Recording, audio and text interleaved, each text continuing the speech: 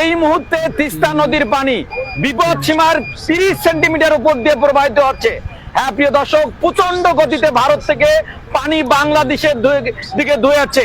আর এই পানিতে দেশের সর্ববৃহৎ সেচ প্রকল্প তিস্তা ব্যারেজ, লালমনিরহাট জেলার হাতীবান্ধা অবস্থিত দেশের সর্ববৃহৎ সেচ প্রকল্প তিস্তা ব্যারেজ রক্ষাতে যে ফ্লাড বাইপাস আছে, সেই ফ্লাড বাইপাসের উপর দিয়ে পানি প্রবাহিত হচ্ছে।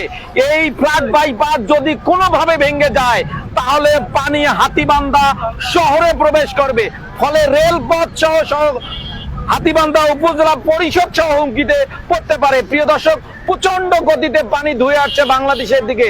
এই মুহূর্তে তিস্তা নদীর পানি বিপদ সীমার 30 সেন্টিমিটার উপর দিয়ে প্রবাহিত হচ্ছে। প্রচন্ড গতিতে পানি ধুয়ে আসছে। তিস্তা তীরবর্তী লালমনিরহাট এবং নীলফামারীর হাজার হাজার পরিবার কিন্তু পানিবন্দী হয়ে পড়ছে।